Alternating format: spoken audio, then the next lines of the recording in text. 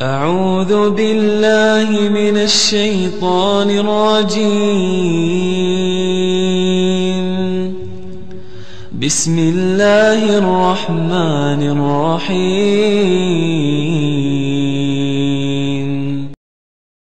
Allah kasih kita 168 jam per pekan. Masa nggak punya waktu 2 jam untuk belajar agama? Sesibuk itukah kita? 168 jam, 2 jam aja nggak punya waktu. Oh, sibuk banget kita. Nabi aja kalah sibuk sama kita misalnya. Nabi itu Rasul, umatnya banyak, lalu kepala negara, lalu pemegang kunci Baitul Mal, menteri keuangan, lalu yang berikutnya panglima perang, kalau bahasa kita panglima TNI. Itu masih sempat belajar dengan malaikat Jibril. Kita presiden bukan, menteri bukan, panglima TNI bukan, nggak sempat belajar. Subhanallah. Ini nyari apa sih dalam hidup? Nabi istri 9, kita istri 1, dan banyak yang jomblo nggak ngaji-ngaji. Jadi ini gimana sih? Ini bukan nyari, ini diperbudak dunia. Ini ada yang salah dalam hidup kita. Nabi kita SAW bersabda dalam hadis riwayat Imam Ibnu Majah, "Talabul ilmi faridatun ala kulli muslim." Menuntut ilmu agama hukumnya wajib bagi setiap muslim, baik laki-laki maupun wanita. Jadi menuntut ilmu agama wajib. Bukan kegiatan alternatif, bukan kegiatan sekunder, bukan ngisi waktu, wajib. Bukan kalau sempat kita datang, kalau nggak sempat kirim salam aja sama ustadznya. Ini nggak tepat. Sebagaimana kita luangkan waktu kita untuk sholat, kita lagi di mall nih, lalu jam menunjukkan jam 18.30, maka kita akan cari musola. Walaupun musolanya berada di tempat parkir, nggak ada AC, panas, nggak nyaman, kita tetap akan tinggalkan aktivitas shopping atau urusan kita, lalu kita pergi ke musola. Ketika kita ditanya, "Mas, kenapa Anda hentikan aktivitas Anda di mall, lalu Anda cari musola yang nggak representatif?" Jawaban kita, "Mohon maaf, saya muslim dan sholat maghrib menurut agama saya hukumnya wajib." Hadirin, yang mewajibkan sholat maghrib, yang mewajibkan belajar agama, yang mewajibkan mempelajari Al-Quranul Karim, yang mewajibkan mempelajari hadis-hadis Nabi SAW. Talabul ilmi faridatun ala kulli muslim. Menuntut ilmu agama hukumnya wajib bagi setiap muslim. Dan kita tahu bersama dalam surat An-Nur, Allah menjelaskan tentang orang-orang beriman di ayat ke-51, "Innama kana qaulal mu'minin idza du'u ila Allahi wa rasulih liyahkuma bainahum an yaqulu sami'na wa ata'na." Sesungguhnya ucapan, respon orang-orang yang beriman jika diajak kembali kepada Allah dan Rasulnya, agar Rasul menetapkan hukum di tengah-tengah mereka, mereka akan mengatakan sami'na wa ata'na. Kalau nggak ada keutamaan kecuali menuntut ilmu agama wajib, nggak ada alasan untuk kita tidak meramaikan masjid-masjid Allah, mempelajari firman-firman Allah dan hadis-hadis Nabi SAW. Karena orang beriman ketika sudah diwajibkan sami'na wa ata'na. Bismillahirrahmanirrahim. Assalamualaikum warahmatullahi wabarakatuh. Innal hamdalillah nahmaduhu wa nasta'inuhu wa nastaghfiruh wa na'udzu billahi min shururi anfusina wa min sayyiati a'malina. May yahdihillahu fala mudilla lahu wa may yudlil fala hadiya lahu. Asyhadu an la ilaha illallah wahdahu la syarika lah wa asyhadu anna Muhammadan 'abduhu wa rasuluh. Amma ba'd.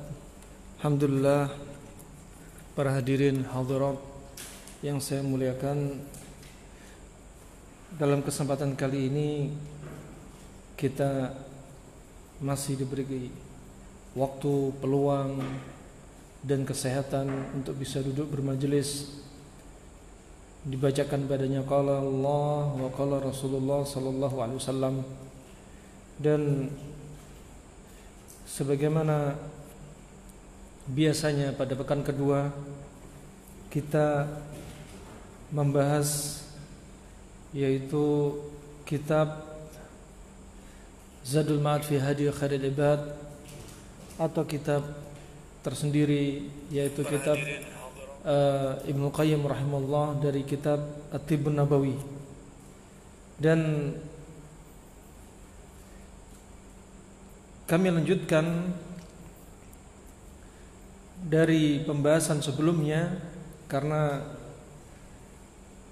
kita ingin sampaikan tentang materi yang kali ini tidak sabit kepada Nabi SAW terkait dengan bidara, ya, yang mana bidara bukanlah masuk dalam Tibbun Nabawi, akan tetapi kita membahas yaitu kitab yang lainnya yang kita ambil dari Al-Adab Asy-Syar'iyyah dari karangan Ibnu Muflih rahimahullah ta'ala, Muhammad Ibnu Muflih, yang mana beliau sebutkan tentang bidara. Dan Ibnu Qayyim juga menyebutkan dalam kitabnya Tibbun Nabawi atau Zadul Ma'ad fi Hadi Khairil Ibad, ya, yang isinya hampir sama, ya, konten isi dari pembahasannya hampir sama. Rahimani wa rahimakumullah, sekali lagi pembahasan kita hikmah di balik pohon bidara.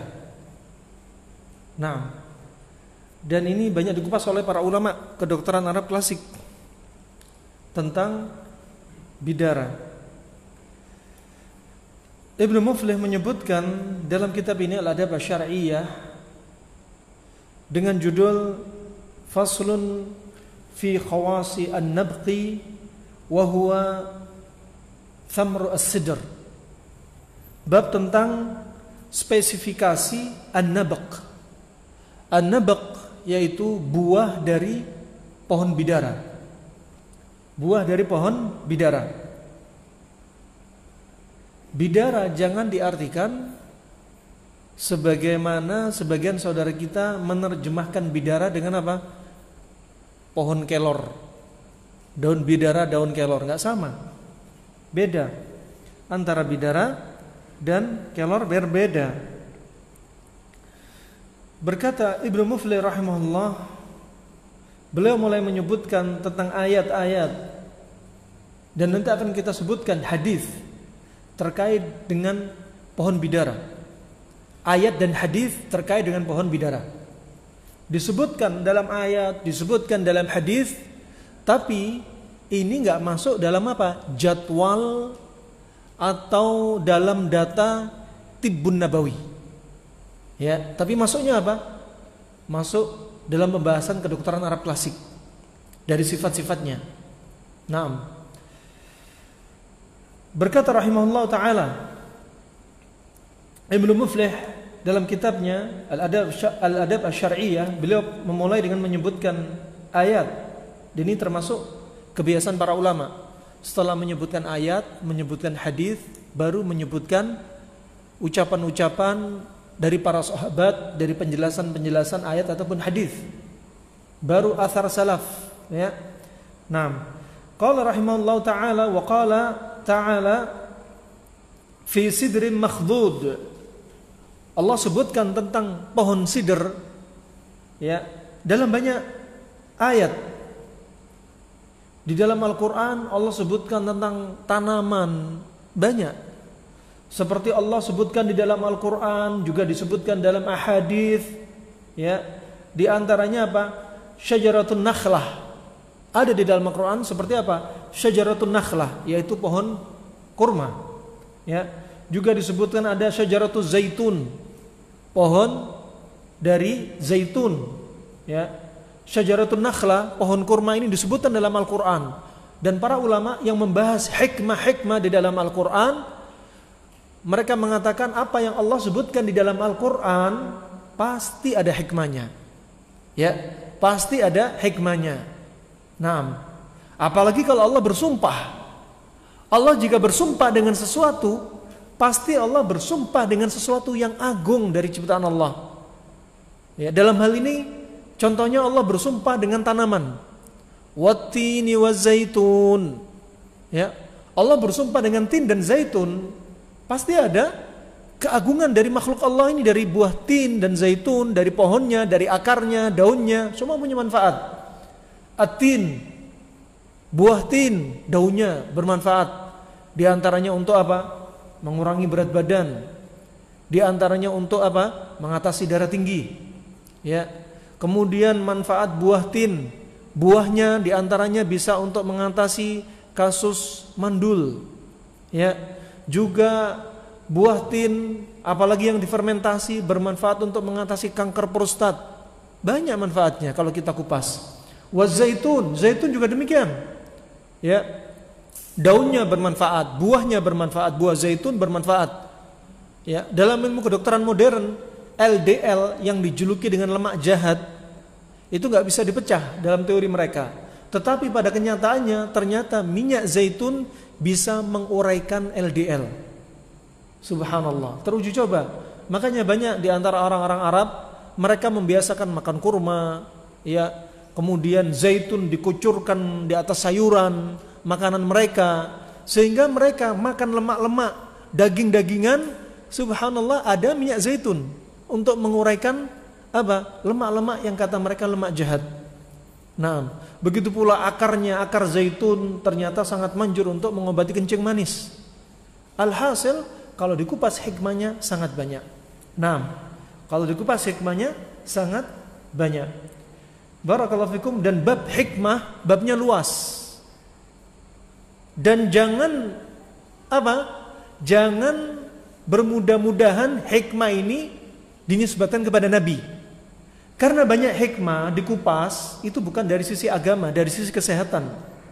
Nah, dari sisi kesehatan. Barakallahu fikum. Jika datang dari Nabi dan Nabi menyampaikan, maka sampaikan kepada Nabi.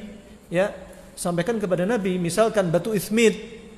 Batu ismit disebutkan Nabi dalam riwayat Abu Daud, disahihkan Syekh Albani dalam Sahih Abu Daud. Kata Nabi SAW bahwasanya bercelak dengan batu ismit apa? Yajlu al-basar wa yumbitu asy'ar. Ya. Di antara manfaat ismit adalah apa? Menjernihkan pandangan mata dan menumbuhkan rambut. Ini manfaat ismit. Maka jika datang dari Nabi, hikmah dari ismit berarti dari Nabi. Kalau Nabi enggak menyebutkan hikmahnya, ya berarti dari sisi ilmu kedokteran, ilmu pengobatan. Nah, terutama pengobatan Arab klasik yang disebutkan dalam kitab-kitab ini. Allah sebutkan pula tentang syajaratun nakhla di dalam Al-Quran, pohon kurma, sebagaimana datang dari hadis Abdullah bin Umar, ya, dalam riwayat Imam Bukhari, tatkala Nabi SAW bertanya kepada para sahabat, hadir di situ Utsman bin Affan, Abu Bakar As-Siddiq, Umar bin Al-Khattab hadir, dan Nabi SAW memberikan pertanyaan. Pertanyaannya Nabi, ya, apa pohon yang paling banyak manfaatnya?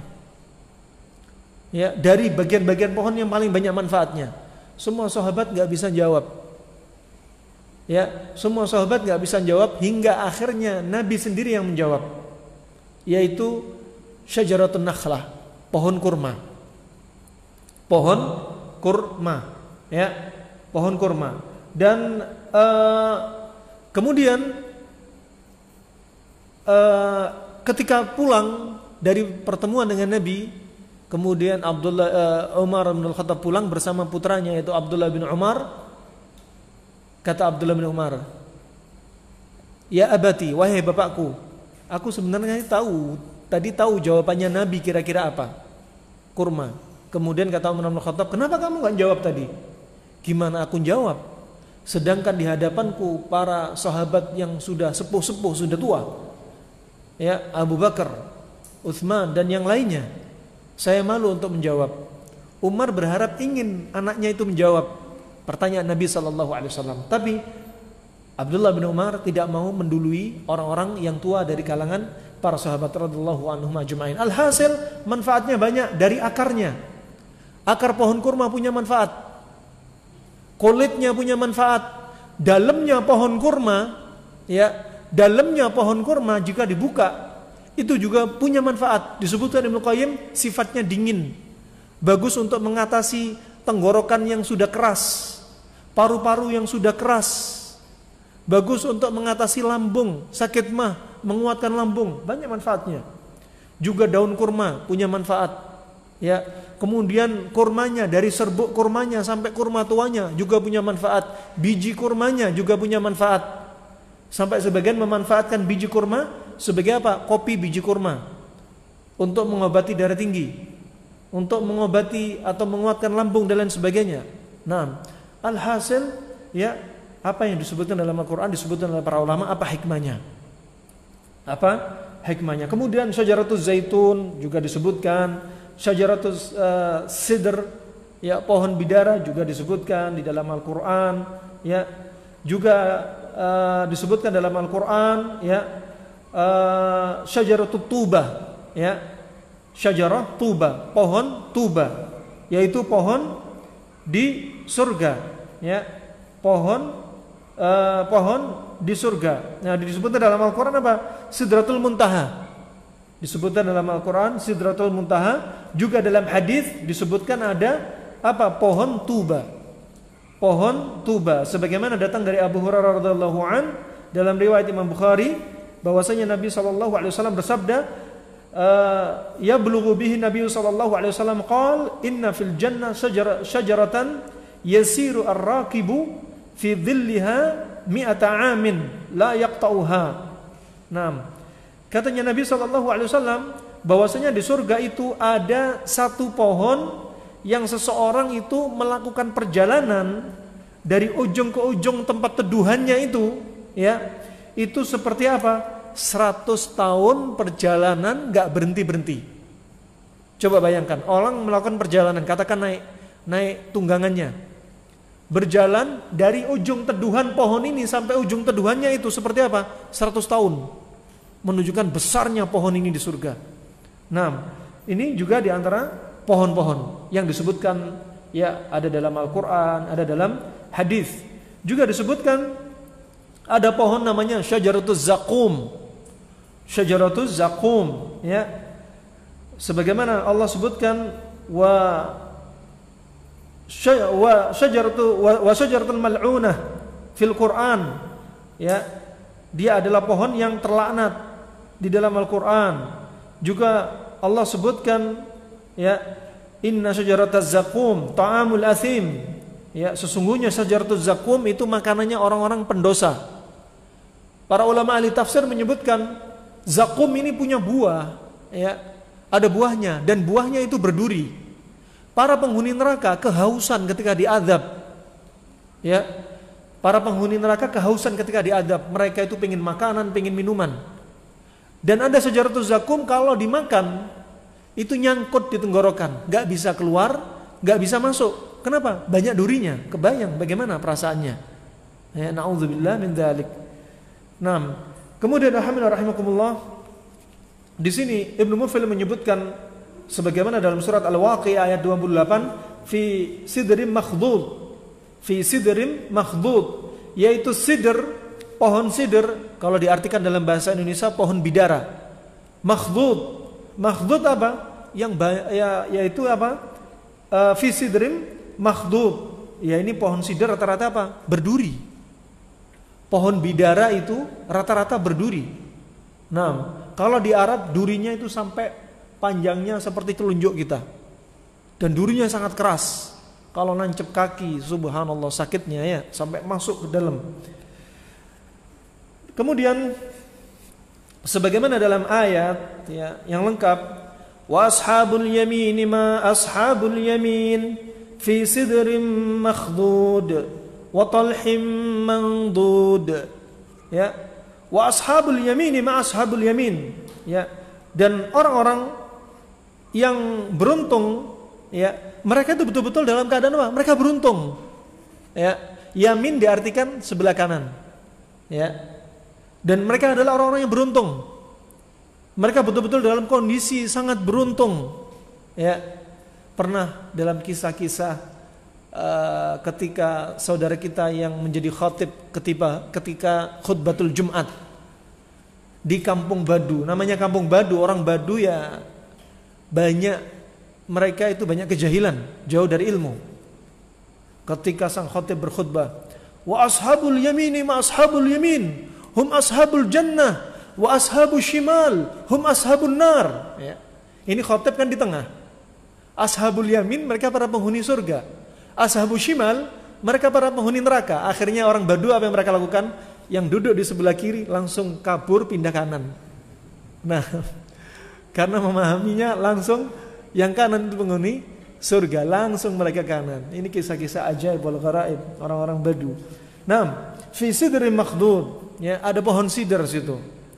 Wa talhim mangdud. Wa talhim mangdud, para ulama menafsirkan talah yaitu termasuk apa? Buah pisang. Ya, mangdud yaitu yang bersisir, bertumpuk-tumpuk, mengumpul. Naam. Dan ini didapati di surga, Kemudian berkata Ibnu Muflih rahimahullah, sababu nuzuliha annahum nadaru ila wajhin. Ya, bahwasanya sebab turunnya ayat ini bahwasanya mereka dahulu melihat apa?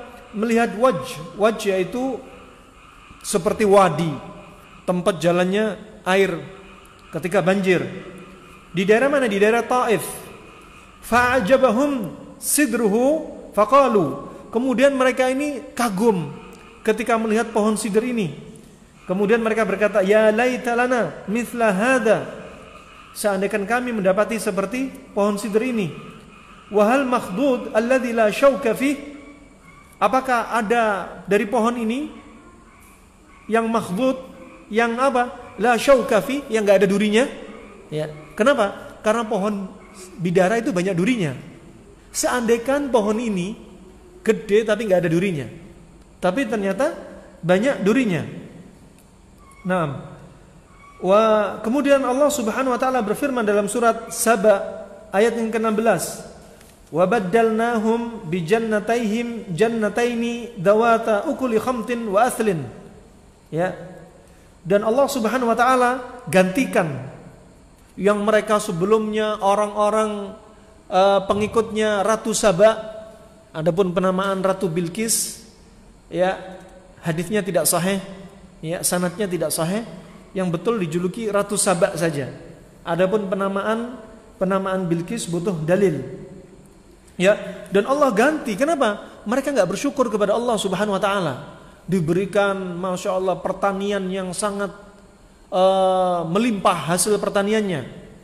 Ya, mereka orang-orang rakyat yang ada di zaman Ratu Saba sampai detik ini, kalau antum bisa lihat berwisata di daerah Ma'rib Yaman Utara, itu masih ada apa? Saluran-saluran air yang sudah canggih.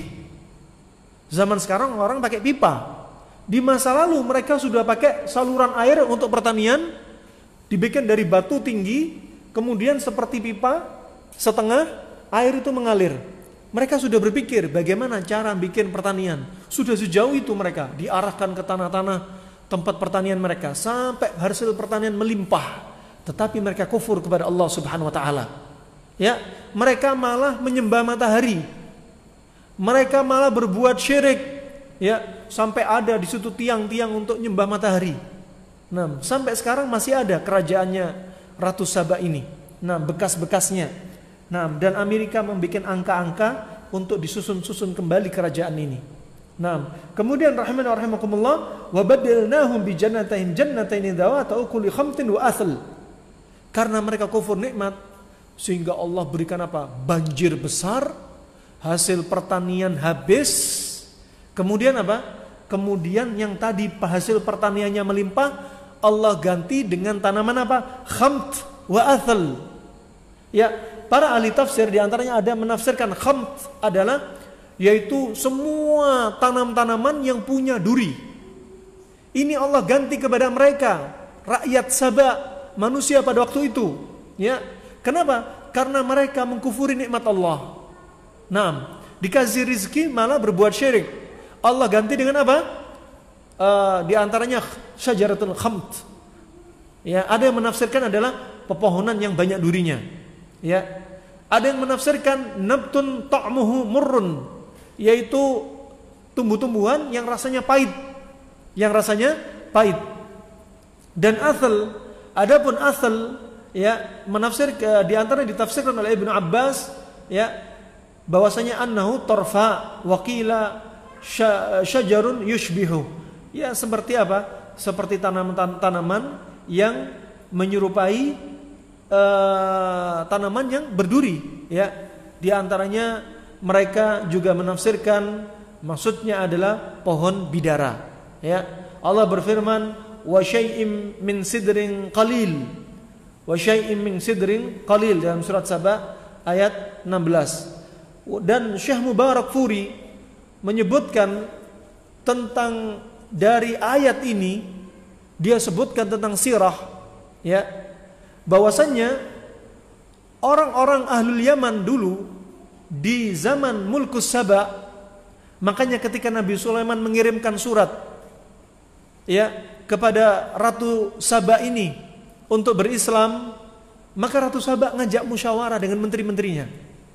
Di antara menterinya ada yang menganjurkan Ratu Saba, sudah kita berperang saja dengan Sulaiman, katanya. Apa kata mereka? Wa nahnu ulu quwwah. Dan kami ini punya kekuatan. Di sini sebagian ulama tafsir menyebutkan asal kekuatan itu orang Arab dari Yaman. Ya. Dan setelah kejadian ini, setelah diberikan banjir, angin topan, ya, kepada mereka, akhirnya mereka mengungsi, nyebar, ya. Mereka nyebar kemana? Ada yang nyebar di Hijaz. Sampai ada yang mengatakan asal muasal orang Quraisy juga dari Yaman. Asal muasal Aus dan Khazraj juga dari Yaman. Bahkan asal muasal nenek moyang orang Jazair kembalinya dari Yaman. Dari Libya kembalinya dari Yaman. Ya, dan dari beberapa negara itu banyak yang asal muasalnya kakek moyang mereka kembalinya kepada Yaman. Maka Yaman ini termasuk, ya, kota sangat tua, kota tua. Dan termasuk masuknya Islam ke Indonesia. Masuknya Islam ke Indonesia itu karena saudagar-saudagar dari Hadramaut, ya. Yang Islam masuk ke Indonesia tanpa ada peperangan. Kenapa? Karena akhlaknya orang Hadramaut, ya, dengan akhlaknya orang Indonesia hampir sama, sehingga terjadi mudah sekali terjadi apa? Kulturasi budaya, ya, kulturasi budaya, sehingga banyak orang masuk Islam berbondong-bondong dari Indonesia karena kulturasi budaya ini. Akhlaknya hampir bersamaan, dan akhlaknya ahlul Yaman, sebagaimana disebutkan Nabi SAW, ja'akum ahlul Yaman wahum arqu afidatan wa adafu quluban wal hikmatul yamaniyah wa fiqhul yaman. Telah datang kepada kalian penduduk dari Yaman yang hati mereka ini lembut. Hatinya orang Yaman lembut, ya, hampir didapati kesamaan dengan hatinya orang Indonesia, sehingga masuklah Yaman agama Islam dengan mudah melalui saudagar-saudagar dari Yaman. Barakallahu fikum. Kemudian rahimakumullah, berkata Ibnu Muflih, wa huwa syajaratu an-nabq, ya, dan dia adalah pohon an-nabq, yaitu pohon bidara. Pohon an-nabq atau pohon bidara. Ai kana khamt wal asl akthar min sidr, ya. Dan adapun khamt dan asl itu lebih banyak daripada tanaman sidr. Allah Subhanahu wa taala berfirman, "Dzalika jazainahum bima kafaru wa hal nujazi illal kafur." Ini yang demikian ini adalah Allah jadikan balasan untuk mereka. Atas apa? Atas perbuatan kekufuran orang-orang yang hidup di masa itu. Ya, orang-orang yang hidup di masa Ratu Saba. Wa hal nujazi illal kafur. Allah berikan balasan ini, tidaklah berikan balasan kecuali kepada siapa? Orang-orang yang betul-betul kufur kepada Allah Subhanahu wa taala. Kemudian rahimakumullah, yuqalu fi fasihil lughah. Ya, ini enggak kita bahas, ini dari sisi bahasa. Wa fi sahihain, dalam hadis sahihain, ya, hadis tentang Isra Mi'raj. Dan Nabi SAW selama hidupnya, jantungnya Nabi dicuci 2 kali. Ketika Nabi SAW ketika masih kecil, dan ketika Nabi SAW sebelum Isra dan Mi'raj. Sebelum Isra dan Mi'raj, dibersihkan dulu hatinya Nabi SAW. Anna Nabi SAW qala fi sidratil muntaha. Ketika Nabi SAW Isra Mi'raj dari Makkah ke Baitul Maqdis, ya, Nabi menggunakan apa? Burak. Burak adalah hewan yang besarnya seperti apa? Bighal. Bighal itu perkawinan seperti perkawinan antara kuda dengan keledai. atau besarnya antara mereka. Ya, perjalanan dari Mekah ke Baitul Maqdis. Dari Baitul Maqdis ke Sidratul Muntaha, Nabi menggunakan apa? Menggunakan tangga, sudah bukan pakai buruk lagi. Ya, bagaimana tangganya? Itu perkara gaib.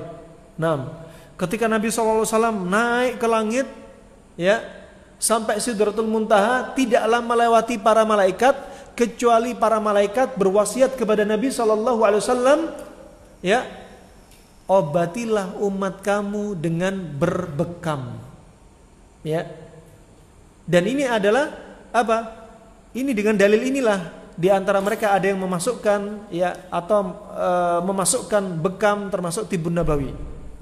Akan tetapi bekam sudah ada jauh-jauh sebelumnya.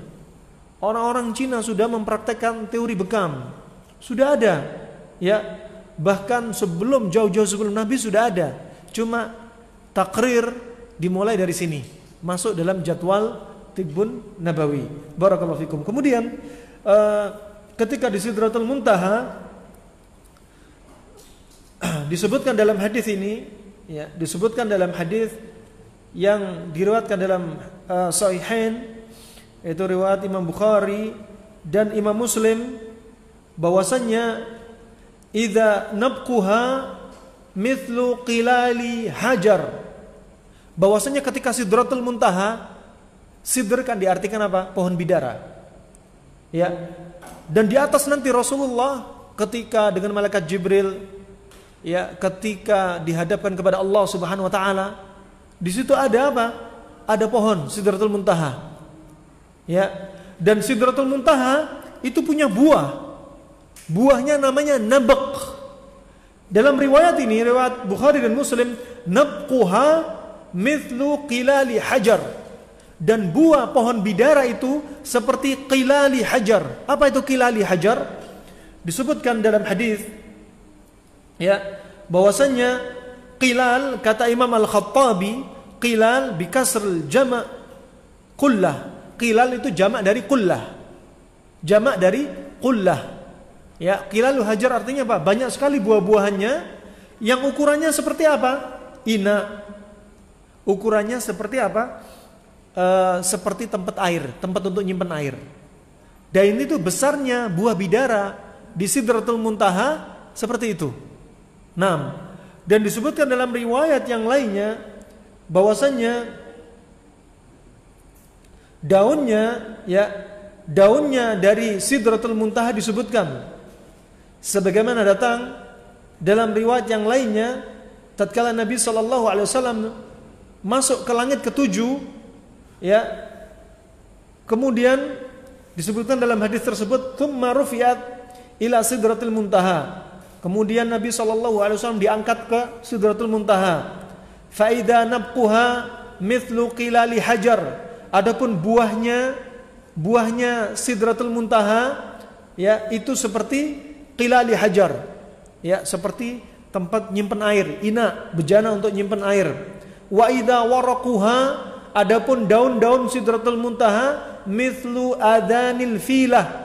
Daun-daunnya di Sidratul Muntaha, daunnya itu seperti telinganya gajah.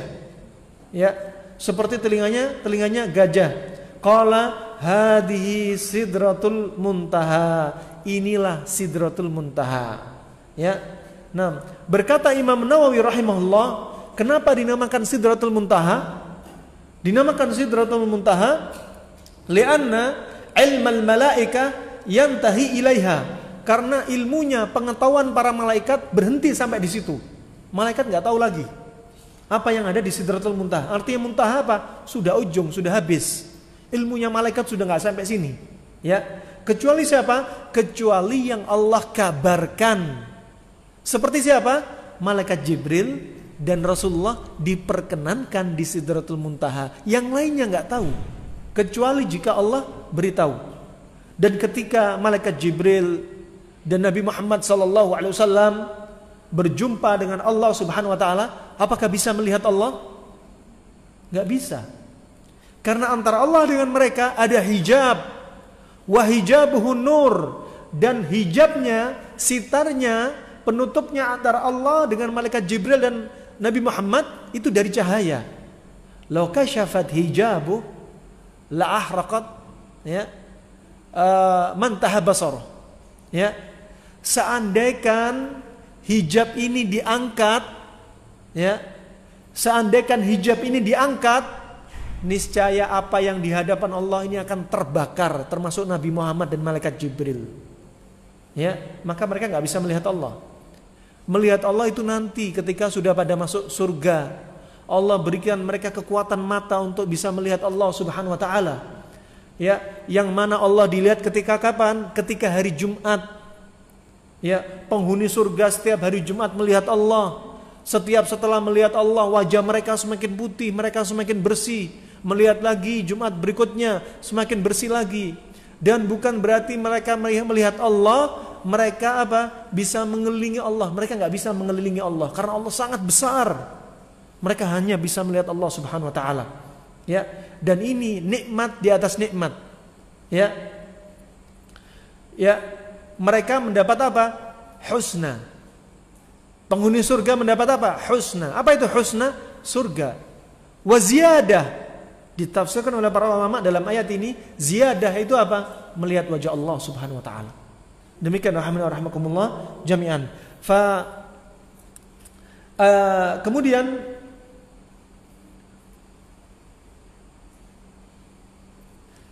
Rawa Abu Nu'aim fi kitab At-Tibb An-Nabawi, diriwayatkan Abu Nu'aim dalam kitabnya Tibbun Nabawi. Perlu diketahui kitab Tibbun Nabawi itu hanya judul. Kitab Tibbun Nabawi judul. Imam Suyuti punya kitab Tibbun Nabawi, Abu Nu'aim punya kitab Tibbun Nabawi, Ibnul Qayyim punya kitab Tibbun Nabawi. Banyak para ulama bikin kitab Tibbun Nabawi. Tapi perlu disadari, di dalam kitab Tibbun Nabawi belum tentu semuanya dari Nabi. Ini hanya judul. Nah, seperti kalau kita bikin kitab pola makan Rasulullah, nggak semuanya itu dari Rasulullah. Ya, itu ada yang dari kedokteran Arab klasik, kedokteran Yunan, kedokteran Cina, ya, kedokteran modern juga dibahas. Nah, barakallahu fik. Maka kitab Tibbun Nabawi, kalau kita belajar, jangan semuanya dinisbatkan kepada Nabi. Itu hanya judul kitab. Maka yang membaca harus paham mana yang dari Nabi, hadisnya sahih, sharih, mana yang bukan dari Nabi. Contoh, ketika Ibnu Qayyim menyebutkan, ya, tidak boleh makan protein hewani darat dan laut. Ya, tidak boleh makan susu dengan protein hewani. Tidak boleh makan susu dengan jeruk. Tidak boleh makanan yang lembek ketemu lembek, keras ketemu keras. Itu bukan dari Nabi, tapi dari kedokteran Arab klasik. Nah, demikian rahimakumullah, Tibbun Nabawi hanya judul. Isinya enggak semua dari Nabi. Nah, enggak semua dari Nabi. Rahimakumullah. Kemudian disebutkan hadis inna Adam lamma habata ila al-ard kana awwalu syai'in akala min thimariha an-nabag.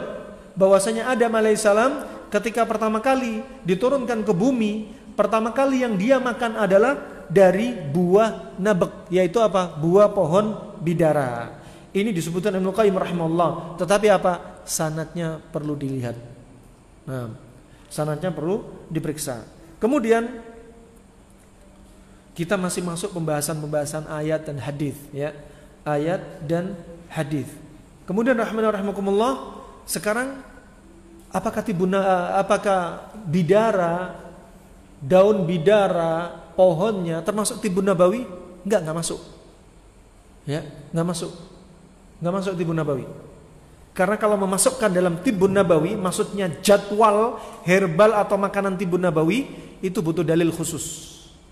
Adapun talbinah, ya, bubur gandum, jelas dari Nabi. Berarti katakan itu Tibbun Nabawi. Sebagaimana riwayat Imam Muslim dari Jabir radhiyallahu an, at-talbinatu mujimmatun lil fuadi tudhibu li ba'dil husni. Talbina, bubur tepung gandum ini adalah untuk merilekskan jiwa dan menghilangkan sebagian rasa sedih. Berarti dari Nabi, silakan dari Nabi. Kalau pohon bidara enggak disebutkan dari Nabi.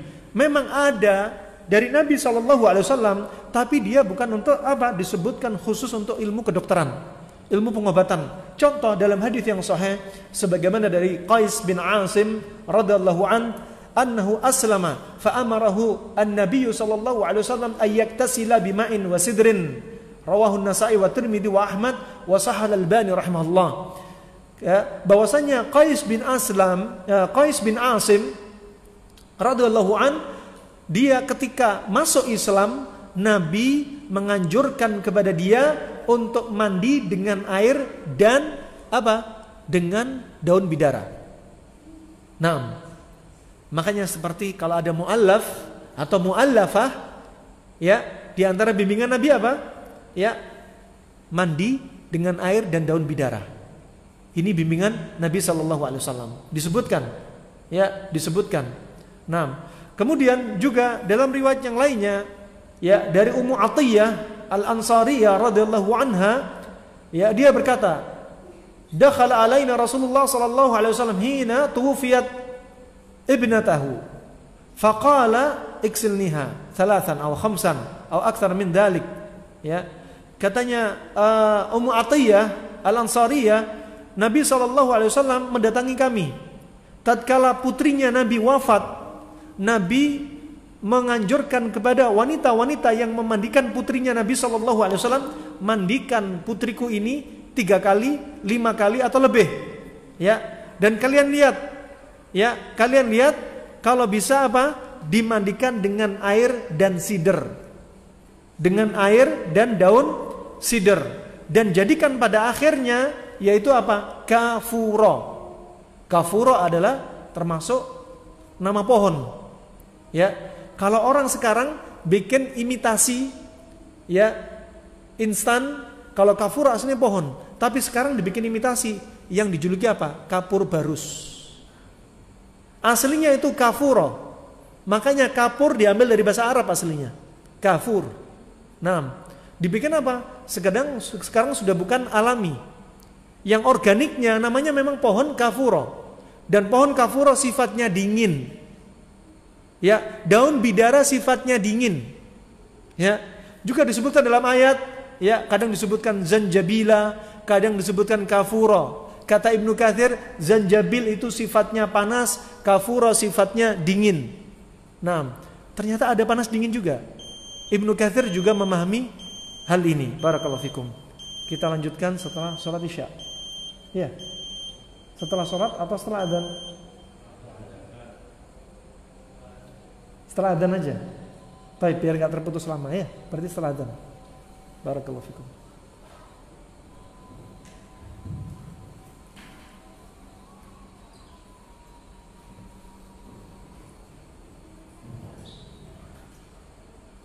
Allahu Akbar, Allahu Akbar,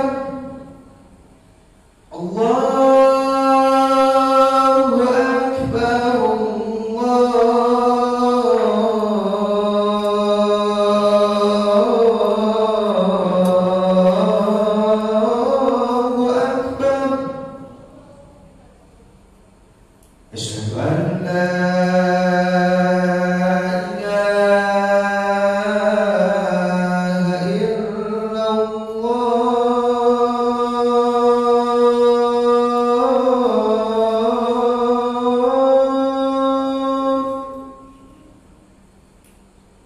Asyhadu an la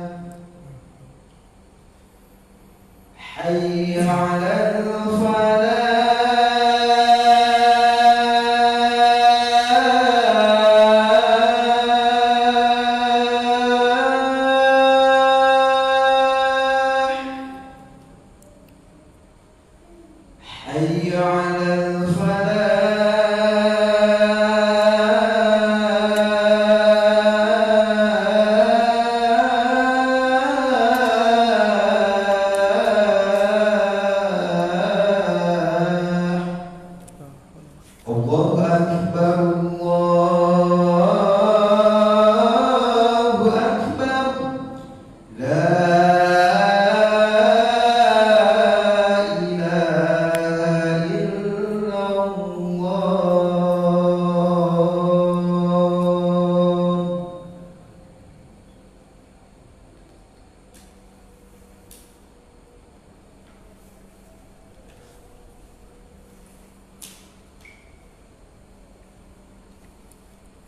Baik, kita lanjutkan.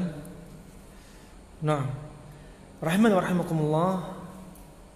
Tadi kita sebutkan dalil tentang daun bidara ternyata dipakai sebelum ketika orang masuk Islam, dipakai mandi. Ketika baru masuk Islam, sebagaimana datang dari kisah Qais bin Asim radhiyallahu an, ketika dia masuk Islam, Nabi menganjurkan kepada dia ayaktasila bima'in wa sidrin. Riwayat Imam Nasai dan Tirmidzi disahihkan Syalbani dan riwayat Imam Ahmad. Ya, ketika masuk Islam mandi daun bidara, pakai daun bidara. Ketika meninggal juga demikian, pakai daun bidara, pakai daun bidara. Nah, ya sebagaimana datang dari Ummu Atiyah ketika putrinya Nabi SAW tadi wafat, maka Nabi SAW menganjurkan kepada kaum wanita yang hidup di masa itu untuk memandikan putrinya dengan daun bidara, ya 3 kali atau 5 kali atau lebih, ya setelahnya baru pakai akhirnya dengan kafuro, ya dari daun kafur pada waktu itu. Kalau sekarang kafur barus, ya itu yang bikinannya, instannya. Kalau organiknya memang daun kafur, daun kafur. Juga disebutkan yang kami sebutkan tadi dalam Al-Quran, ya termasuk di surga nanti ada apa? Di antara minumannya zanjabilah, jahe. Kemudian ada dari kafuro. Ibnu Katsir sampai juga membahas panas dingin. Di surga nanti juga ada panas dingin. Jahe panas, kafuro dingin, kata Ibnu Katsir. Ya, jadi panas dingin itu bukan suatu yang asing di telinganya para ulama. Ya, dikit-dikit panas dingin. Ada panas dingin dibahas sama mereka. Nah, Imam Bukhari sampai bikin judul bab jama' baina launaini bimarrah. Bab mengumpulkan 2 sifat sekaligus. Panas dingin, lembab kering, ya keras lembek, lembek keras misalkan, seperti itu. Nah, ini rahimakumullah bukan suatu asing bagi para ulama, dan para ulama sudah memahami dari masa lalu.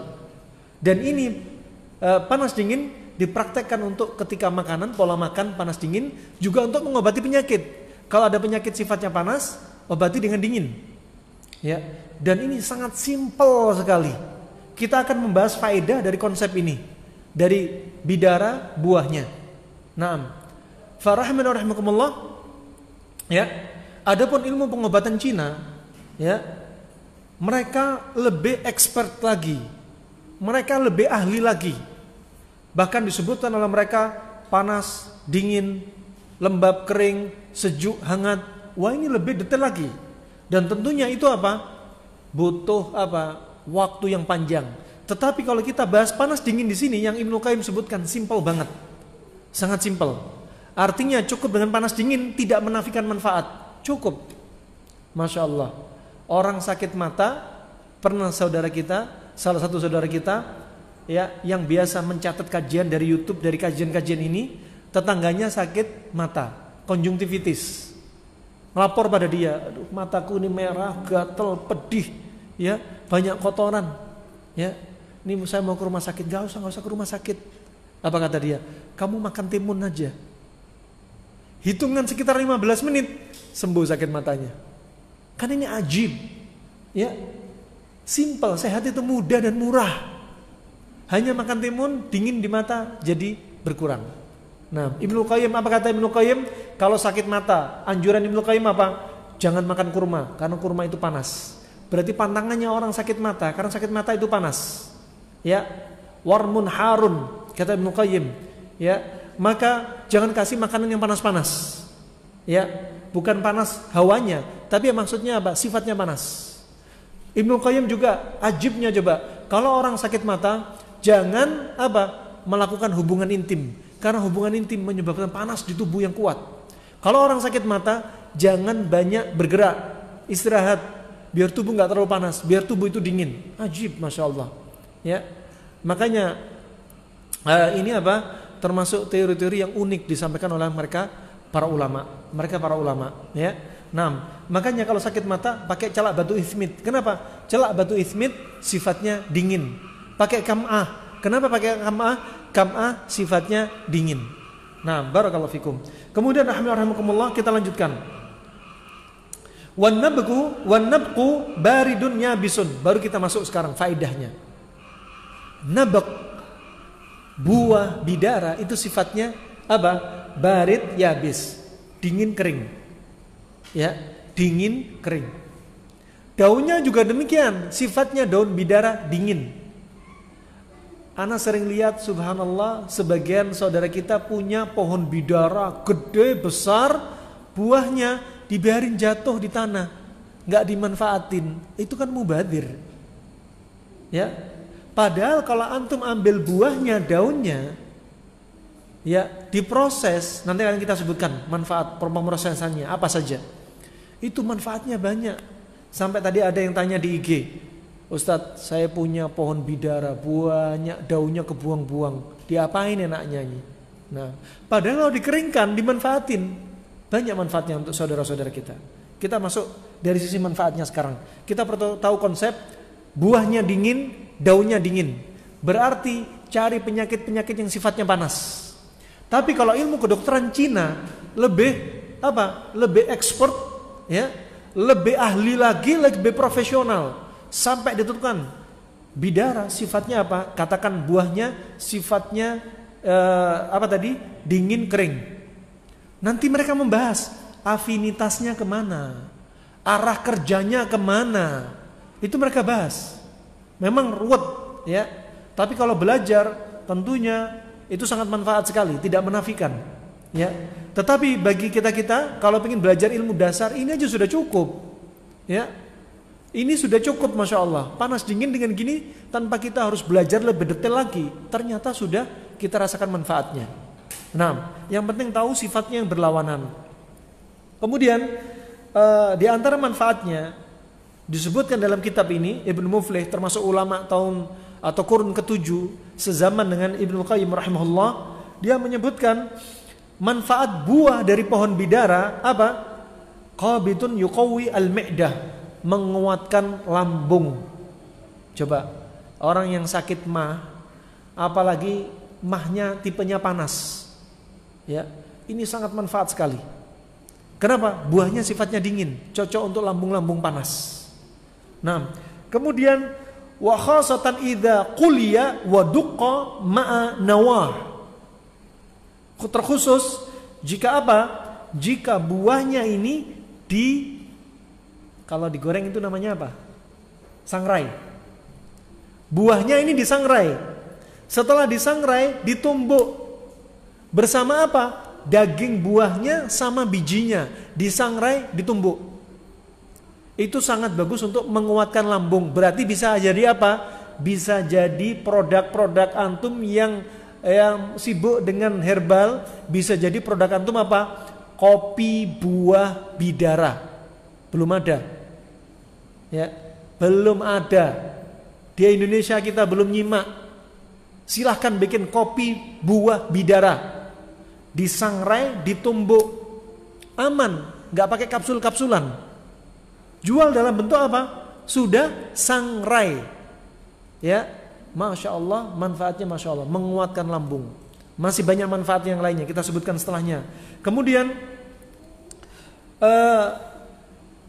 wadaf'uhu madarahu bisyahad. Kalau ada orang makan buah bidara ternyata apa? Punya efek samping. Contoh, ada orang punya lambungnya lambung basah, lambungnya dingin, dikasih buah bidara sifatnya dingin. Dingin ketemu dingin, biasanya muncul apa? Tambah mual, pusing, keliengan. Makanya ada orang sakit mah, kok makan timun tambah mual. Berarti lambung dia dingin. Dingin ketemu dingin, tambah dingin. Ya, seperti kalau dia punya sakit mah, mahnya dingin dikasih buah bidara, kacau. Ya, tambah mual. Apa penawarnya kata beliau? Wadaf'u madarratihi bisyahad. Penawarnya syahad. Apa itu syahad? Syahad yaitu asal an-nakhl madama lam ya'tasir min syam'ihi. Ajib. Kita diajari prinsip. Kalau kita kena efek samping dari buah bidara yang sifatnya dingin, mau efek sampingnya gusinya ngilu, tenggorokan sakit, gatel atau mual, maka dikasih penawarnya. Penawarnya sifatnya apa berarti? Panas. Simple banget. Di sini yang sudah mujarab penawarnya pakai apa? Pakai madu, ya, madu dari lebah yang mana madu ini masih di rumahnya, minasyama', dari rumah madu yang belum diperes. Berarti antum langsung mengambil madu fresh. Madu sifatnya panas atau dingin? Panas. Makanya Nabi SAW ketika ada orang diare dikasih madu. Madu panas, diare dingin. Orang kalau diare, cairan itu dibuang. Tenaga itu banyak hilang. Sehingga dikasih madu, ya, kalau tenaga hilang, cairan hilang, sifatnya dingin. Dikasih madu sama Nabi. Sebagaimana dalam riwayat Imam Muslim.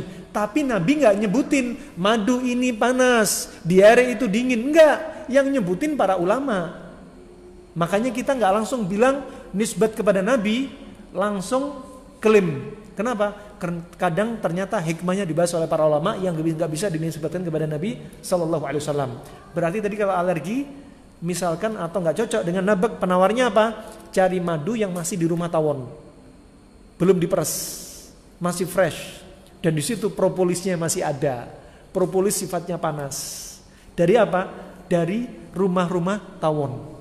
Ya, karena propolis sebenarnya air liur lebah yang digunakan untuk menambal rumah-rumah tawon yang rumah lebah yang sedang rusak.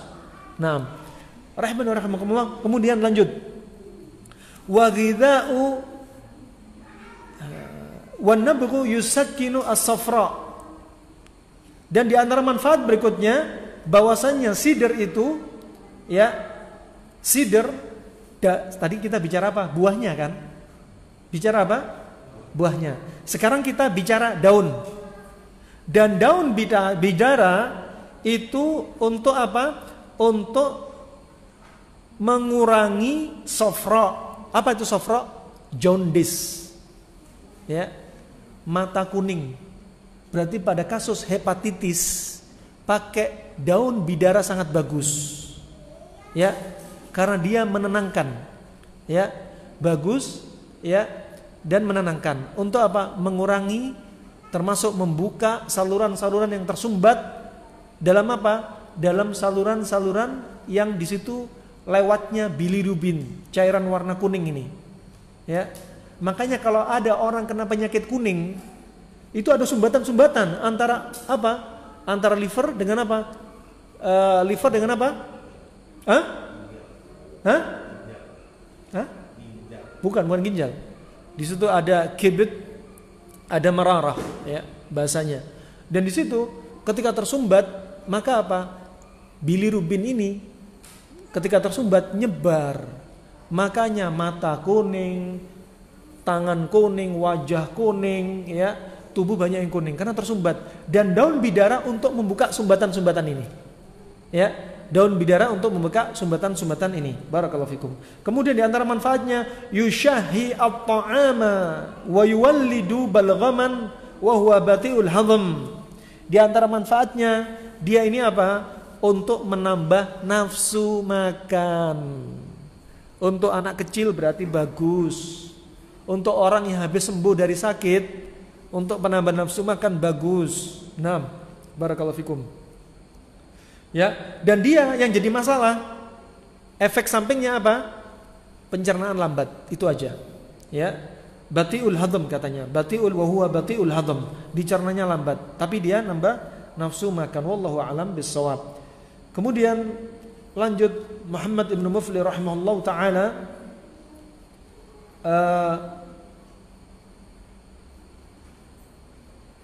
daun bidara ini juga sebagai apa? Diddul humma, untuk mengatasi demam.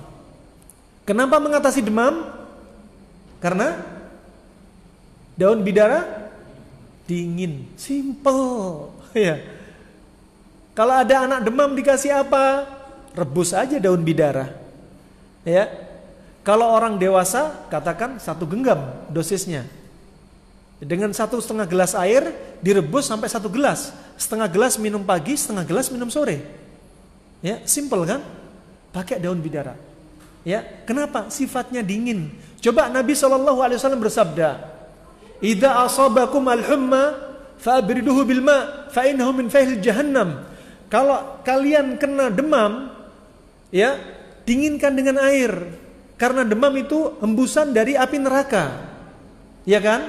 Demam sifatnya apa? Demam sifatnya apa? Nabi bilangnya apa? Dinginkan dengan air. Sampai detik ini rumah sakit Saudi di UGD-nya, kalau ada orang demam di atas 39 derajat Celcius, sama perawatnya dimasukkan kamar mandi, diguyur sama air dingin. Mau dipraktekkan di rumah sakit Saudi, di UGD-nya. Nah, ini ajib. Nabi SAW ini termasuk apa? Fikih Tibun Nabawi. Nabi SAW sudah bersabda, "Alaikum bihadi al-habbatis sauda, fa innahu dawaun likulli da'il lasam." Hendaknya kalian, Nabi kalau bilang alaikum, artinya alaikum apa? Khudhu waltazimu. Gunakanlah dan terus perhatikan, jangan ditinggalkan seperti ini. Kalau diperlukan. Gunakanlah habbatus sauda, karena dia obat segala macam penyakit kecuali kematian. Nabi kan faham, Nabi sendiri yang menyampaikan habbatus sauda, Nabi yang menyampaikan obat segala macam penyakit. Kenapa Nabi nggak praktek untuk orang demam kasih habbatus sauda? Kan habbatus sauda obat segala macam penyakit, tapi Nabi nggak anjurin. Nabi nganjurin pakai apa? Pakai air dingin. Kenapa? Karena habbatus sauda panas, demam panas. Kalau orang kena demam dikasih habbatus sauda, tambah kejang, tambah panas. Coba perhatikan. Ini fikih Tibun Nabawi. Dibahas oleh para ulama masa lalu, juga ulama masa sekarang. Ya, seperti Syekh Mustafa Al-Adawi membahas hal ini. Ya. Kemudian rahimakumullah, maka ketika demam pakai apa? Daun bidara. Sudah tanam daun bidara di depan rumah Anda, tanam, Masya Allah. Manfaatnya, wallah banyak kita baca ini, banyak manfaatnya. Demam gak usah bingung-bingung, gak usah sedikit-sedikit obat kimia, sedikit obat kimia. Obat penurun demam, sebagian penurun demam kalau diminum dalam jangka panjang, dia sebagai apa? Sebagai racun bagi liver. Ya, racun bagi liver. Makanya obat penurun demam, ya nggak usah saya sebut merek, ditulis di situ dilarang menggunakan dalam jangka panjang. Kenapa? Hepatotoksik, racun bagi liver. Ya, cari aja daun bidara. Ya, Anda jadi tabib, jadi dokter di rumah Anda. Ya, anaknya demam, dek, ambilkan daun bidara, dek, kita minumin daun bidara. Kompres dingin, mandikan air dingin. Jangan pakai es. Kenapa? Karena es itu dinginnya ekstrim. Panasnya ekstrim, dikasih dingin ekstrim. Bukan cara. Demikian cara, bukan. Pakai dingin yang biasa. Pakai dingin yang biasa. Barakallahu fikum. Kemudian rahimakumullah jami'an. Kemudian juga diantaranya apa? Lil hasbah. Hasbah itu apa? Cacar. Ya, cacar juga sifatnya panas. Dikasih apa? Daun bidara. Nah, Masya Allah, ajib ini. Kemudian juga di antara manfaatnya apa? Mufidu litawarrum al-thadi. Daun bidara juga bermanfaat untuk apa? Tawarrum al-thadi. Apa? Yaitu mastitis. Ya, biasanya di apa? Areola mamai, permisi, item-itemnya puting susunya para ibu-ibu itu mengeras di sekitarnya. Ini pakai daun bidara sangat manjur. Bisa dengan cara diminum, bisa ditumbuk, dicampur cuka, dikompres. Masya Allah. Ya, nggak perlu diangkat keburu-buru untuk diangkat, dioperasi, istiqsal, jangan. Ya, kata Hippocrates, bapak kedokteran Yunani, operasi itu adalah cara yang ekstrim. Ya, selama bisa dengan pola makan, kenapa harus dioperasi? Nah, kemudian rahimakumullah yang berikutnya, di antara manfaatnya, ya masih kita bicara dari kalamnya para ulama kedokteran Arab klasik, ya dia ini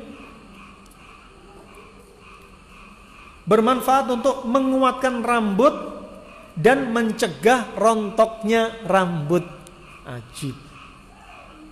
Bahkan bisa untuk mengatasi apa? Kishrah.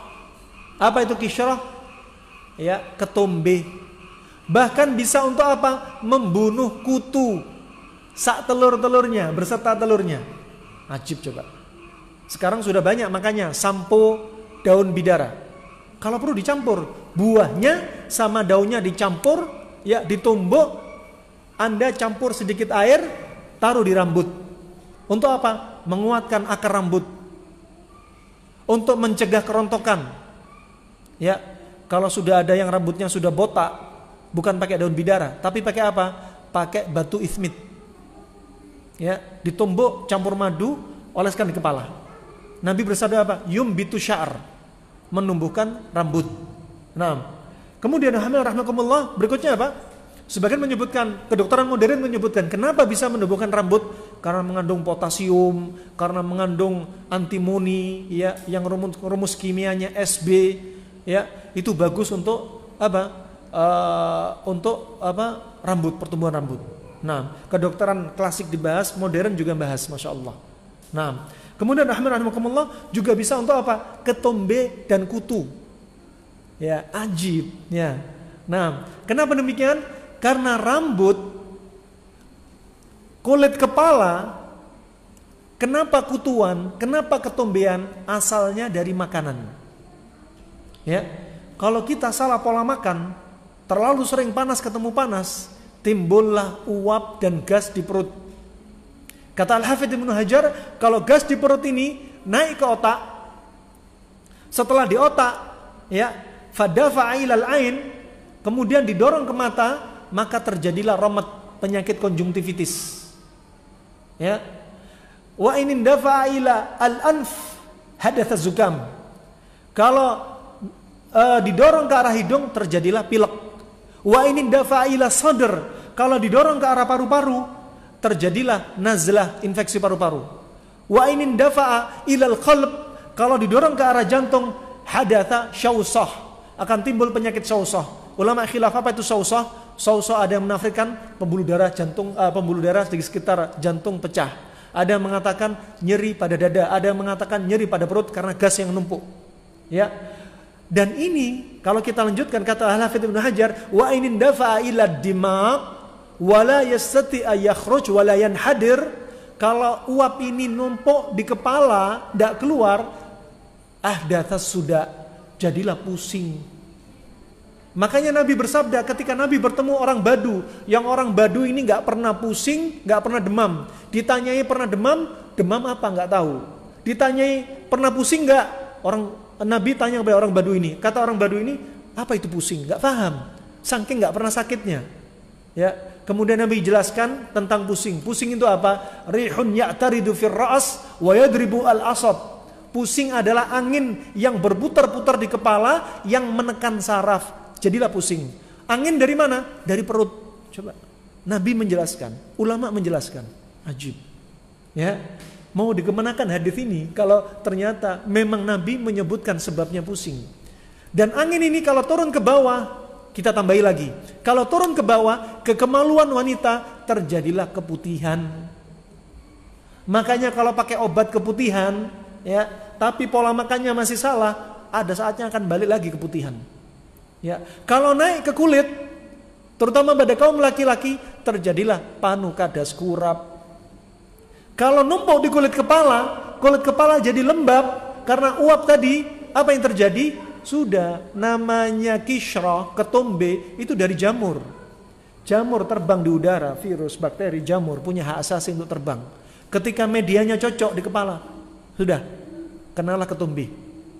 Ketika kutu, kalau rambut kita suhunya oke, kutu nggak akan loncat ke kepala kita. Tapi kalau kulit kepala kita lembab, kutu sangat senang.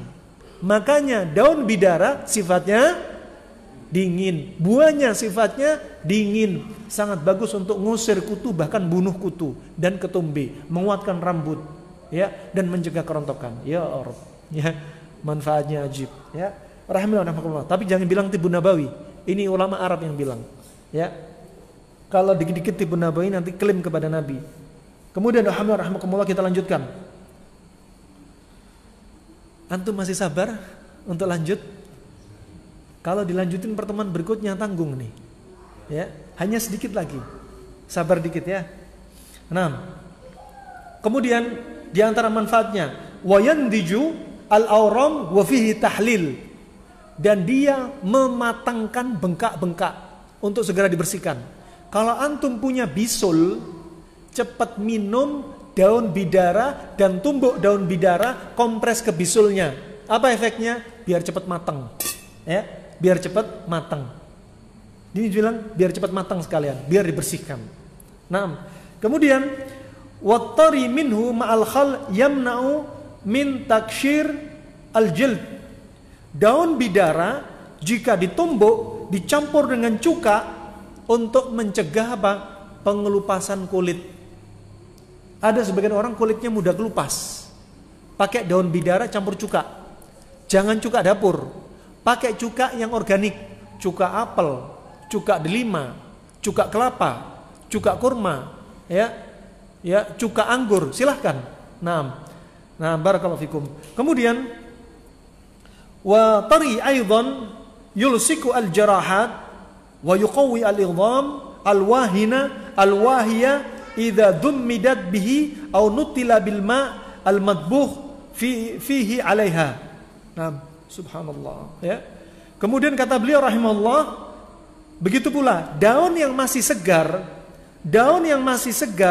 ya, jika ditempelkan, ya, tentunya ditumbuk dulu biar keluar zat-zatnya, ya, partikelnya. Ditempelkan kepada luka, ditempelkan kepada tulang, yang tulang itu lemah, ya, tulang itu sangat lemah, sangat bobrok, ya, bisa dengan cara dikompreskan, bisa dengan cara daunnya ditumbuk, dicampur air anget yang sudah direbus, diteteskan ke lokasi tulang-tulang yang lemah. Itu menguatkan tulang dan menutup luka dengan cepat. Apalagi luka-luka yang lama sembuh, sangat bagus sekali. Antum dengan daun bidara saja beberapa pintu penyakit bisa diobati. Nanti akan kita sebutkan, bahkan kencing manis dan kolesterol bisa dengan daun bidara. Kenapa? Kencing manis sifatnya panas, kolesterol, asam urat, daun bidara. Ajib, simple banget, simple. Panas dingin simple. Ada saudara kita, ya, Ustadz Abu Umar, ya, Masya Allah, ada orang sakit gigi. Dia juga pakai panas dingin. Sakit gigi diapain sama dia? Ambil sendok, dipanasin, tempelin ke hidung. Sakit giginya hilang.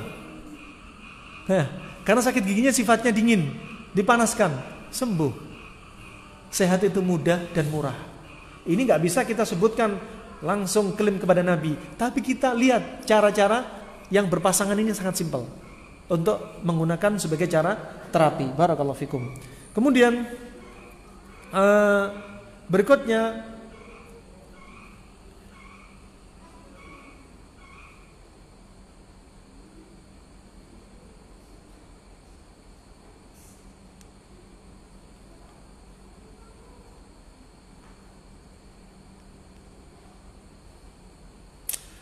dan asapnya dari buah bidara yang direbus,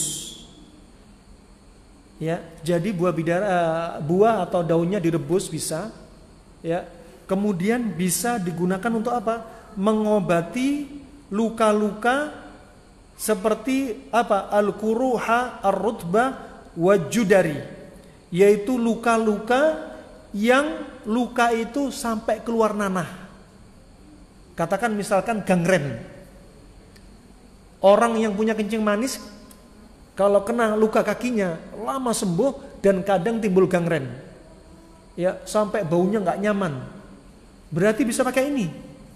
Buah bidara sama daunnya direbus di atas, katakan di atas panci, dan kaki gangrennya, orang yang kena gangren letakkan di atas apa? Panci. Diuapin dengan uap dari daun bidara dan buahnya yang direbus, ya, buah dan daunnya yang direbus. Itu untuk luka-luka yang disebutkan di sini apa? Luka mu'diyah, bahkan luka yang bisa nular sekalipun. Ya. Dan apa? Al-jild alladhi yataqayyah, dan kulit yang sudah bernanah.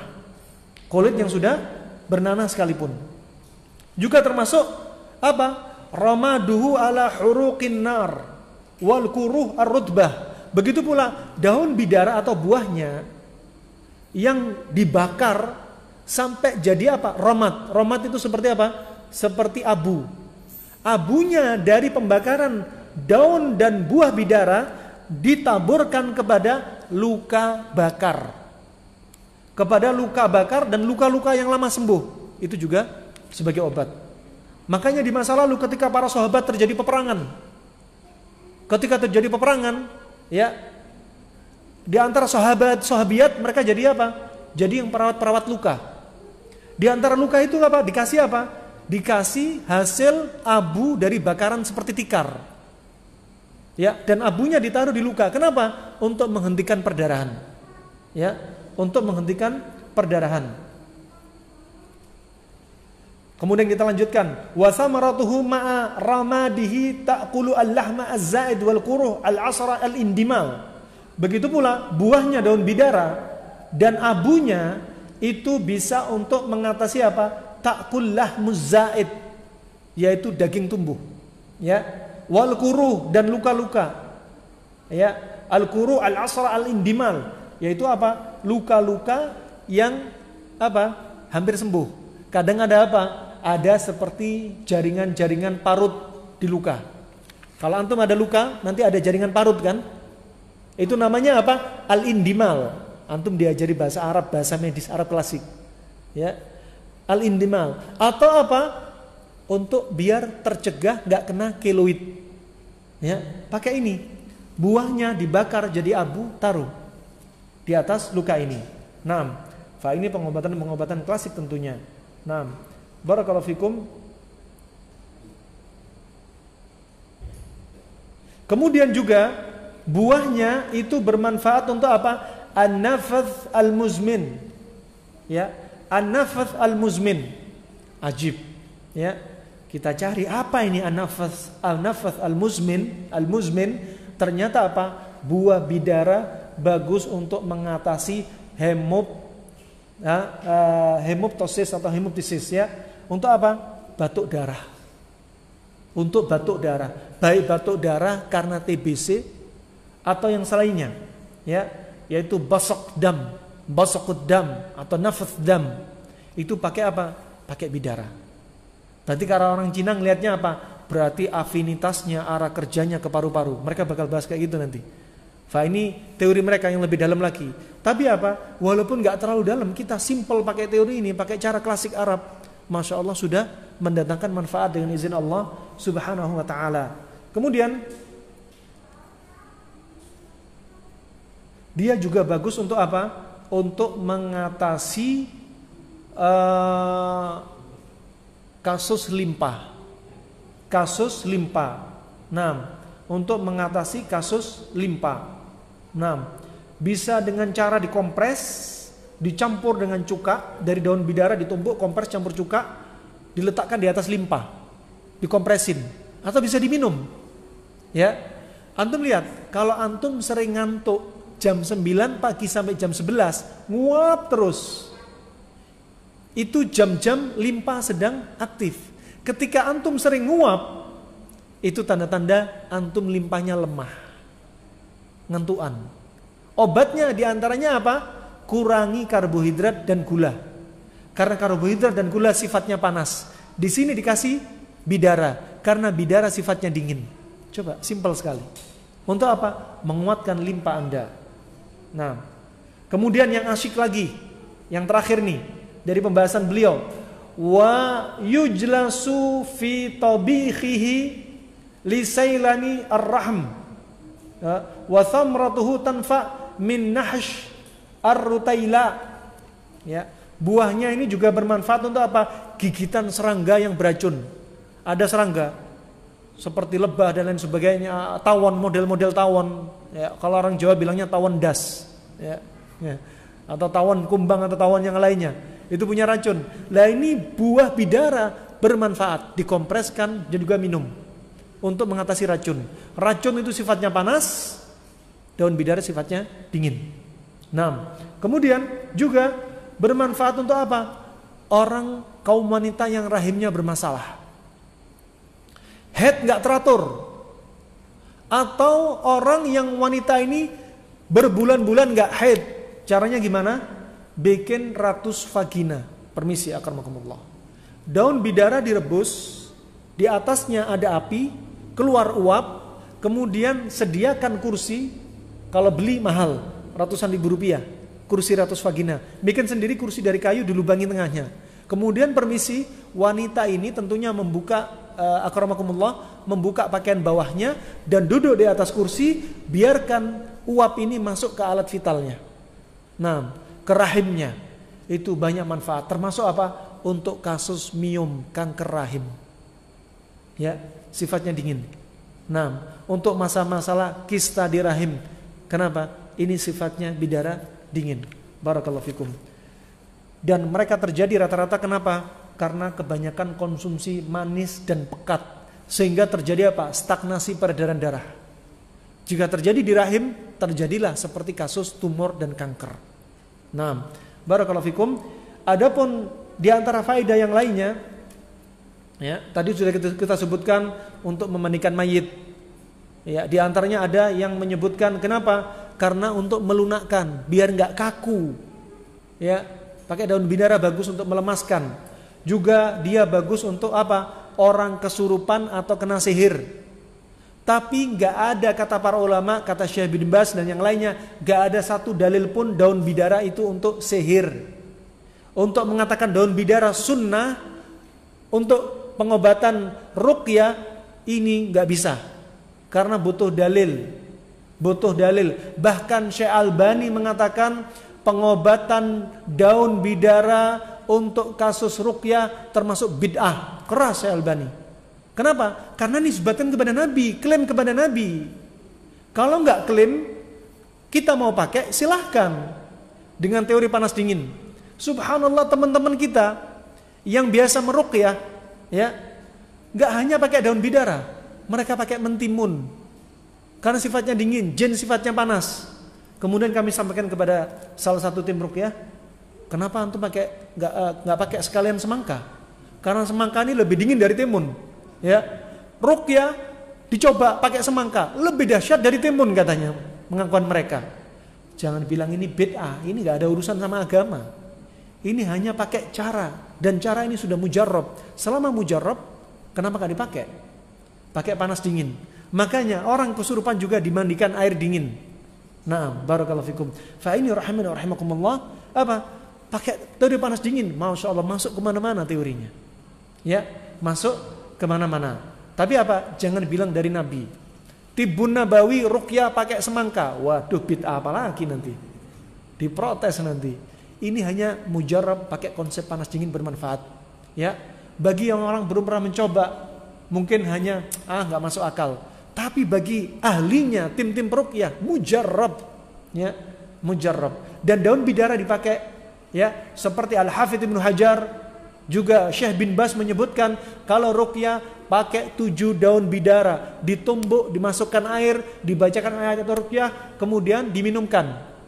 Mereka menyebutkan dari sisi apa? Tajrubah, bukan dari sisi dalil. Kalau Allah, kalau Rasulullah, hanya apa? Melalui proses uji coba. Ya, ternyata sifat daun bidara dingin. Barakallahu fikum. Jangan gagal paham. Sunnahnya ruqyah pakai daun bidara. Apalagi kalau orang tim ruqyah, kalau saya nggak pakai daun bidara, saya nggak mantep, hati saya nggak mantep. Jangan sampai. Ya, kesembuhan itu milik Allah Subhanahu Wa Taala, bukan karena bidara, bukan karena ayat yang Anda baca, tapi apa? Milik Allah Subhanahu Wa Taala. Kita harus bersandar kepada Allah Subhanahu Wa Taala. Itu semua hanya sebab dari bidara, dari ruqyah dan lain sebagainya. Kemudian juga untuk orang yang haid nggak teratur juga pakai daun bidara. Nyeri ketika haid pakai daun bidara. Dia juga membersihkan rahim. Dia juga untuk penyakit kencing manis, gula. Juga dia untuk yang disebutkan dokter modern sekarang. Dia juga untuk asam urat, ya, kencing manis, kemudian gula dalam darah atau diabetes. Kemudian juga untuk memperbaiki sistem pencernaan juga asik di sini yang disebutkan oleh kedokteran modern. Apa? Ternyata daun bidara atau buahnya bisa untuk apa? Takhallus minal qalaq wa tuiter wa ta'ziz al-manna'ah, untuk menghilangkan apa?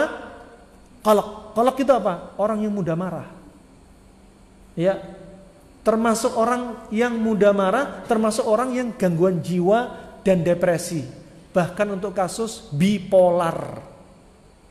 Ya, di sini juga bisa dipakai kasus autis, juga bisa untuk kasus epilepsi, karena semuanya panas. Ini mendinginkan. Juga dia untuk menaikkan kekebalan tubuh, disebutkan di sini. Ya, menaikkan kekebalan tubuh. Adapun teori Cina lain lagi. Kekebalan tubuh sifatnya butuh yin, butuh yang, beda lagi.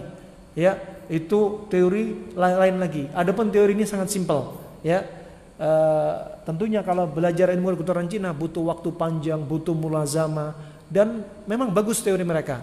Ya, tetapi kalau kita nggak sempat pakai teori ini sudah, masya Allah, sangat mewakili. Kemudian tanzimu mustawa sukar fid dam, untuk menormalkan gula dalam darah, sudah kita sebutkan. Dan yang bagus juga untuk apa? Untuk orang yang insomnia, orang sulit tidur. Ini sebagai apa? Sebagai munawwim, untuk memudahkan orang tidur, pakai daun bidara. Dan juga untuk apa? Memperbaiki wadhaif dimag, tugasnya otak, untuk memperbaiki tugasnya otak. Orang banyak mikir, otaknya panas, perlu didinginkan. Daun bidara mendinginkan, termasuk untuk mengurangi stres, dingin. Ya. Adapun Rasulullah mengatakan talbina untuk merilekskan jiwa. Ad-talbinatu mujimmatun lil fuadi, untuk merilekskan jiwa. Kenapa? Karena kata Ibnu Qayyim, talbinah itu, tepung gandum itu, bubur gandum ini sifatnya dingin. Dan ini ada yang lain, bukan dari Nabi tapi bisa pakai daun bidara. Wallahu a'lam bishawab. Sampai di sini sudah lewat ya. Nanti berlaku jam malam nanti. Enggak usah pertanyaan dah ya. Atau pertanyaan? Tafadhal. Ibunda Sufyan Ats-Tsauri. Sufyan ini anak yatim. Ibu-ibu yang single parent, yang ditinggal sama suaminya, yang suaminya tidak tanggung jawab, kemudian ditinggalin anak, jangan kecil hati. Sejatinya yang memberikan rizki kepada anti itu Rabbul Alamin, bukan suami anti, Allah. Ibunda Sufyan janda, dia punya anak Sufyan, dia kerjaannya buat tenunan lah, lalu dia jual. Dia ngomong sama Sufyan ketika masih kecil, Sufyan, sini nak, ini ambil uang 10 dirham. Watrub bihi asyra ahadith. Engkau cari dengan 10 dirham itu 10 hadis. Setelah engkau mendapatkan 10 hadis, kau cek dirimu. Kalau gaya ngomongmu berubah, jalanmu berubah jadi lebih baik, perilakumu jadi lebih baik, lanjutkan belajar. Tapi kalau tidak berubah nak, berhenti engkau belajar nak. Aku takut ilmumu nanti jadi bala buat engkau nak. Karena ilmu itu harus berpengaruh kepada diri kita. Allahumma inni a'udzubika. Allahumma inna na'udzubika min ilmin la yanfa'. Nabi berdoa mengatakan, ya Allah, kami berlindung kepadamu dari ilmu yang tidak bermanfaat. Hanya untuk gaya-gayaan aja. Ilmunya hanya untuk berdebat. Masuk ke grup ini debat, masuk grup ini debat. Untuk menunjukkan eksistensi dirinya, anak ini punya ilmu. Ada orang yang seperti itu. Enggak. Jadi enggak bermanfaat buat antum. Dan yang tiap pagi kita disuruh minta pagi hari bukan sembarang ilmu. Nabi setiap pagi baca doa mengatakan, Allahumma inni as'aluka ilman nafi'an wa rizqan thayyiban wa amalan mutaqabbala. Yang diminta pertama ilmu yang bermanfaat, jamaah. Ustadz, ilmu yang bermanfaat kayak apa Ustadz? Ilmu yang bermanfaat adalah ilmu yang mewariskan rasa takut kepada Allah. Tapi kalau antum dapat ilmu, antum tambah berani sama Allah, tambah meremehkan dosa, perilakunya tambah buruk, berarti ilmu antum gak bermanfaat. Hadza wallahu a'lam bishawab.